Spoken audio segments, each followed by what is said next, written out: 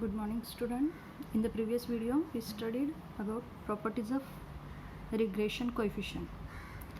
Now see, the formula is byx and bxy, covariance upon sigma x square, and here covariance upon sigma y square. We know that another formula of regression coefficients, byx and bxy, r into sigma y upon sigma x, r into sigma x upon sigma y. We know that the condition r square, which is equal to bxy into byx, when we taking square root, r which is equal to plus minus under root of byx into bxy. Here r takes the sign of byx and bxy. This is the important note. Again byx greater than 1 होगा तो bxy less than 1 होगा. हमेशा याद रखो, दोनों में से एक ग्रेटर देन 1 होगा तो दूसरा लेस देन 1 होगा. उसके बाद ये कंडीशन हमें फॉलो करना है, byx into bxy which is strictly less than 1. दोनों का मल्टीप्लिकेशन हमेशा लेस देन 1 ही आना चाहिए. एंड ये property mod byx plus bxy upon 2 which is greater than और इक्वल टू मॉड r. तो हमारा जो एक्सरसाइज लास्ट एक्सरसाइज जो हो चुका है उसमें से एक एग्जाम्पल बाकी था, example number 5. C, bring out inconsistency if any in the following. तो अगर इनकन्सिस्टेंसी है इसमें तो वह हमें चेक करना है. So see the first example, byx plus bxy which is equal to 1.3 and r equal to 0.75. तो यहाँ पे हमें दोनों की एडिशन की वैल्यू दी है एंड कोरिलेशन कोएफिशिएंट की वैल्यू दी है. We know that the property mod byx plus bxy upon 2 greater than और equal to r. So first we find here LHS. LHS is equal to, we know that the addition of these two regression coefficients which is equal to 1.30. So 1.30 upon 2, here we get 0.65. Now we know that this is the positive value. So here we remove mod, we get here 0.65. Now see the RHS, mod R. We know that the value of R is 0.75. So again this is positive value. So here we remove mod, we get here 0.75. Now observe these two values. Here we know that the in property LHS is greater than or equal to RHS. So here we get LHS is 0.65 and RHS is 0.75. So 0.65 is not greater than equal to 0.75. So here we write which is not greater than or equal to. That means here this property does not satisfy. Hence inconsistency exists. Now see the second example, byx which is equal to bxy which is equal to 1.50 and r equal to minus 0.9. When we observe this example, see, value of byx and bxy is positive and value of r is negative. We know that r takes the signs of bxy and byx. तो अगर bxy byx दोनों positive है तो हमारा r भी positive आता है. अगर ये दोनों नेगेटिव है तो हमारा r नेगेटिव आता है. तो यहाँ पे हमें कॉन्ट्राडिक्शन दिख रहा है, ये दोनों पॉजिटिव है और ये नेगेटिव है. So here we write, we know that byx and bxy and r should have same sign. Here r has different sign, hence inconsistency exists. Now see the third example, byx equal to 1.9 and bxy equal to minus 0.25. अब जैसे कि यहाँ पे हमने देखा bxy और byx positive होगा तो r पॉजिटिव है और ये दोनों निगेटिव होंगे तो r निगेटिव है. दोनों में से एक पॉजिटिव और एक निगेटिव, ऐसा कभी नहीं होगा. तो यहाँ पे वैसे ही दिया है, एक वैल्यू पॉजिटिव है दूसरी निगेटिव है. तो यहाँ पे हमें इनकन्सिस्टेंसी नजर आ रही है. So here we write, hence byx and bxy should have the same sign. Here they have different signs, hence inconsistency exists. Now see the example number 4, byx equal to 2.6 and bxy equal to 1 upon 2.6. So hence byx and bxy both are positive. So this is our first condition. Now byx equal to 2.6, that means it is greater than 1, and bxy is 1 upon 2.6, that means it is less than 1. Again second condition is satisfied. Now next, r square equal to byx into bxy. We know that the formula of r square, multiplication of two regression coefficients. Now substitute the values, 2.6 into 1 upon 2.6. 2.6 get cancelled. So we get here r square equal to 1. That means r equal to plus minus 1. So r equal to plus minus 1. So here bxy, byx both are positive. Therefore here r is positive. This is also possible. So third condition is also satisfied. Because of the above three reasons, here inconsistency does not exist. तो चार जो examples है उसमें से पहले तीन example की inconsistency exist हो रही है और यहाँ पे inconsistency does not exist. That means this example is consistent. तो एक ही एग्जाम्पल बाकी था 3.2 का, वो हमने यहाँ पे सॉल्व किया. नाउ सी द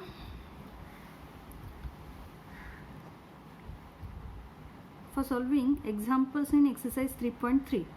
अब तक हम क्या करते थे, आपको जो बाकी वैल्यूज़ दिए जाते थे उसका यूज़ करके हम रिग्रेशन इक्वेशंस फाइंड आउट करते थे. अब एक्सरसाइज 3.3 में उल्टा होगा. आपको रिग्रेशन इक्वेशंस दिए होंगे और आपको बाकी फैक्टर्स फाइंड आउट करने. तो उसमें एक पहला पॉइंट पूछा जाता है, वो है means X bar and Y bar. तो बहुत सिंपल है X bar Y bar find out करना. दो रिग्रेशन इक्वेशंस जो आपको दिए हैं उन दोनों इक्वेशंस को सॉल्व करोगे तो आपको एक्स एंड वाई की वैल्यू मिलेगी. वही होगा यहाँ पे mean X bar and Y bar. So here first we write if two regression equations are given then we solve these two equations simultaneously. We get mean X bar and Y bar. Again if we know that the regression equation of y on x and x on y, then the coefficient of x is regression coefficient byx and the coefficient of y is regression coefficient bxy. तो अगर आपको regression equation दिया है y on x तो वो equation y equal to होगा. तो x का coefficient जो होता है वो byx होता है और x on y में x इक्वल टू इक्वेशन दिया होगा, वहाँ पे y का कोएफिशिएंट जो है bxy होगा. तो यहाँ पे byx एंड bxy आप इजीली फाइंड आउट कर सकते हैं अगर आपको रिग्रेशन इक्वेशन दिया है. तो हमें क्या करना है, सपोज यहाँ पे 4x इक्वल टू क्वेश्चन होगा, 4 को ट्रांसफ़र करो RHS में, x इक्वल टू में कन्वर्ट करो उस इक्वेशन को और उसके बाद y का जो कोएफिशिएंट है उसे ऑब्जर्व करो, वो होगा bxy और x का कोएफिशिएंट जो है वो होगा byx. So are the regression lines, then the coefficients of x and y are the regression coefficients. Now we know that the condition r square equal to multiplication of byx and bxy which is strictly less than 1 is valid.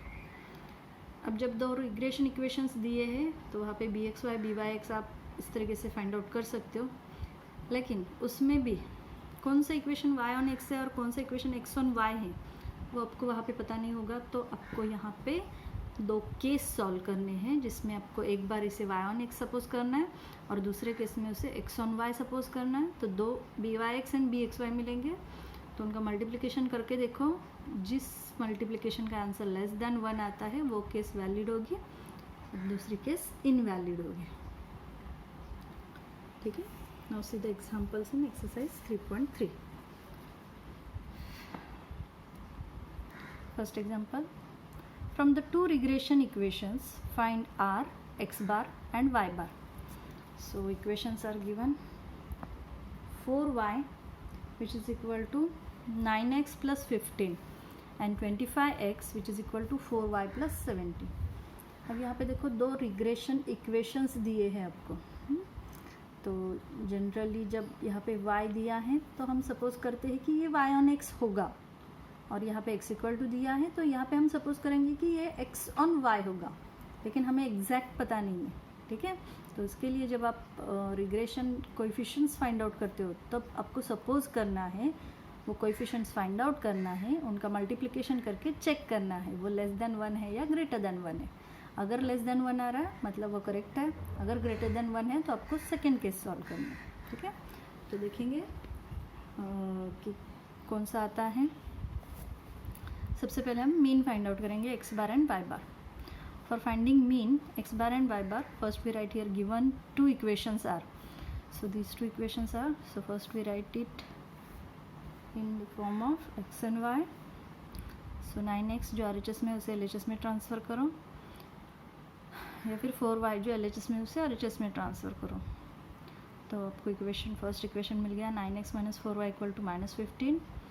यहाँ पे 4y को LHS में transfer करो। Second equation मिल गया 25x minus 4y equal to 70। Now by solving these two equations we get here, so 9x minus 4y equal to -15 and 25x minus 4y equal to 17. Now we know that this minus 4y get cancelled, so subtraction, this term will get cancelled. 25x minus 9x, we get here 16x, and 75 minus plus 15, here we get 32. Now x equal to 32 upon 16, so x equal to 2. Now substituting these value of x in equation 1 or 2, we get any. So here we substitute the value of x in equation 1, we get 9x minus 4y equal to -15. Here value of x is 2, 9 into 2 18, so -15 minus 18 minus 33, दोनों तरफ minus sign cancel कर दो, so 4y equal to 33, y equal to 33 by 4, so here we get y. Now value of x, value of y, these are the means, x bar and y bar, so 33 by 4 we get here 8.25, so here we get means. Now to find correlation coefficient r, अब small r find out करना है तो उसके लिए पहले हमें क्या करना पड़ेगा, रिग्रेशन कोएफिशिएंट्स फाइंड आउट करने हैं, B Y X and B X Y. अब वो कैसे फाइंड आउट करना है, तो देखो to find correlation coefficient first we find here regression coefficients, so 4y equal to 9x plus 15 and 25x equal to 4y plus 17, जो equation है as it is लिखे। अब इस 4 को इधर ट्रांसफ़र करो RHS में, यहाँ पे मल्टीप्लाई है, RHS में जाएगा तो डिवाइड हो जाएगा, so y equal to 9 by 4x and 15 by 4, 25 को ट्रांसफ़र करो, x equal to 4 by 25y and 17 by 25। Now we know that the coefficient of x is by(x), so here by(x) equal to 9 by 4 and coefficient of y is bxy, so bxy equal to 4 by 25। अब यहाँ पे bxy by(x) आपको मिल गया। अब इनका multiplication करके देखेंगे, so we know that r square equal to by(x) into bxy, multiplication करेंगे 4 कैंसिल हो जाएगा, 9 by 25, तो न्यूमरेटर छोटा है डिनोमिनेटर से, मतलब जो भी आंसर आएगा 0 पॉइंट आएगा which is less than 1, so here we get value of multiplication of regression coefficient which is less than 1, so here case first is valid, मतलब ये जो bxy और byx अपने फाइंड आउट किए हैं वो करेक्ट है, इसका मतलब ये है, ठीक है। तो जब आपको फर्स्ट केस में ही आंसर मिल जाता है तो उसके आगे सेकेंड केस सॉल्व करने की ज़रूरत नहीं है, यही आंसर ले लो, आगे का जो भी क्वेश्चन पूछा है वो सॉल्व करो। लेकिन ये फर्स्ट एग्जांपल है तो आपको डिफरेंस समझ में आने के लिए मैं आपको सेकेंड केस भी सॉल्व करके दिखाती हूँ। तो देखो फर्स्ट केस में हमने क्या किया था, इसे y इक्वल टू में कन्वर्ट किया था, तो सेकेंड केस में हम क्या करेंगे, पहले इक्वेशन को x इक्वल टू में कन्वर्ट करेंगे। यहाँ पे हमने इस इक्वेशन को x इक्वल टू में कन्वर्ट किया था, सेकेंड केस में इसी इक्वेशन को y इक्वल टू में कन्वर्ट करेंगे, ठीक है। सो देखो x की टर्म इधर ली, 4y माइनस 15, 9 को शिफ्ट किया, 4 by 9 y minus 15 by 9, y का कोएफिशिएंट मतलब bxy आपको मिल गया 4 बाई 9, और यहाँ पे x का कोएफिशिएंट मतलब byx मिल गया 25 बाई 4, ठीक है। सिमिलर प्रोसीजर हमने यहाँ पे सॉल्व किए हैं। अब यहाँ पे मल्टीप्लिकेशन करेंगे, सो byx into bxy, 4 by 9 into 25 by 4, 4 get cancel, 25 by 9। अब देखो न्यूमरेटर ग्रेटर है डिनोमिनेटर से, मतलब अगर आप डिवाइड करते हो तो जो भी आंसर आएगा वो ग्रेटर देन 1 आएगा, यहाँ पे 0 नहीं है 1 है, जो भी आंसर आएगा ग्रेटर देन 1 आएगा, तो ये कंडीशन जो है इनवैलिड है, ठीक है। हमें क्या पता है, दोनों का मल्टीप्लिकेशन लेस देन 1 आता है, तो केस 2 इज़ नॉट वैलिड। तो कौन सी केस वैलिड है, केस 1 वैलिड है, मतलब ये byx और ये bxy ये दोनों रिग्रेशन कोएफिशिएंट्स करेक्ट है। तो मैंने क्या बताया, अगर आपको फर्स्ट केस में ही आंसर मिल रहा है तो सेकेंड केस सॉल्व करने की ज़रूरत नहीं है, लेकिन अगर फर्स्ट केस में आंसर नहीं मिल रहा है तो आपको सेकेंड केस भी सॉल्व करना है, वो आंसर होगा। तो यहाँ पे हमें रिग्रेशन कोएफिशिएंट्स क्या मिल गया, byx and bxy, 9 by 4 and 4 by 25। Now हमें अब क्या फाइंड आउट करना है, r फाइंड आउट करना है, सो byx bxy लिखे, r square equal to we know that multiplication of these two regression coefficients, so 9 by 4 into 4 by 25 cancel करेंगे तो 9 by 25, r square equal to 9 by 25, तो r equal to 3 by 5, दोनों का square root निकाला, अब 3/5 को divide करो 0.6। Are का जो आंसर है वो पॉजिटिव आएगा या निगेटिव आएगा, ये किसके ऊपर डिपेंड है, BY(x) एंड BX(y) का जो भी साइन होगा उसके ऊपर डिपेंड है। अगर ये दोनों निगेटिव है, आर आपका निगेटिव आएगा। अगर ये दोनों पॉजिटिव है, आर आपका पॉजिटिव आएगा। तो जब भी आप ये आंसर लिखोगे, इन दोनों वैल्यू का साइन चेक करो। तो ये है हमारा first example. Now see the example number 3। तो एक्सरसाइज 3.3 एग्जाम्पल नंबर 3 क्या है example? For 50 students of a class, the regression equation of marks in statistics bracket में x दिया है आपको on the marks in accountancy y is 3y minus 5x plus 180 equal to 0. The mean marks in accountancy is 44 and variance of marks in statistics is 9/16th of variance of marks in accountancy. Find the mean marks in statistics and the correlation coefficient between marks in two subjects.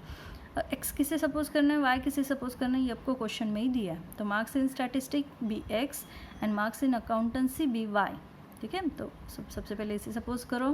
उसके बाद जो जो given part है आपको यहाँ पे regression equation दिया है एक्स ऑन वाई। उसके बाद क्या दिया है, मार्क्स इन अकाउंटेंसी दिया है, तो हमें मीन दिया है, मतलब वाई बार आपको दिया है 44 और variance that means sigma X square जो कि 9/16th of sigma Y square होगा। और आपको फाइंड आउट करना है mean X bar and correlation coefficient. So first we write here given parts, marks in statistic B X, marks in accountancy B Y, regression equation X on Y दिया है, mean दिया है और variance के बारे में आपको बताया है कि sigma X square which is equal to 9/16th of sigma Y square. इतना आपका गिवन पार्ट है। फाइंड आउट क्या करना है, एक्स बार फाइंड आउट करना है, आर फाइंड आउट करना है। अब ये जो वेरिएंस का पार्ट दिया है इसका यूज़ करके इसे सिंप्लीफाई करोगे, सिग्मा वाई स्क्वायर को इधर ट्रांसफर करोगे, डिवाइड हो जाएगा 9/16। दोनों तरफ का स्क्वायर रूट निकालो तो sigma x upon sigma Y 3/4 मिल गया। इस इक्वेशन 1 दे दो जो कि यूज़ होगा रिग्रेशन कोएफिशिएंट फाइंड आउट करते वक्त। और क्या दिया आपको, रिग्रेशन इक्वेशन दिया है एक्स ऑन वाई, तो इसका यूज़ करेंगे। तो एक्स ऑन वाई दिया है तो एक्स की टर्म इधर रखो, वाई के टर्म्स RHS में ट्रांसफ़र करो, नेगेटिव साइन है कैंसिल करो, 5 को ट्रांसफ़र करो। अब यहाँ पे y का कोएफिशिएंट जो मिल गया वो है BXY, तो यहाँ पे BXY मिल गया। BXY का एक और फॉर्मूला पता है हमें, R into sigma X upon sigma Y. So BXY की वैल्यू पता है 3/5, sigma X upon sigma Y पता है 3/4। यहाँ पे सब्स्टिट्यूट करो, R की वैल्यू मिल जाएगी। तो हमें रिग्रेशन कोरिलेशन कोएफिशिएंट मिल गया R 4/5 which is equal to 0.8। Now to find mean x bar when y bar is 44, y bar given है, x bar find out करना है।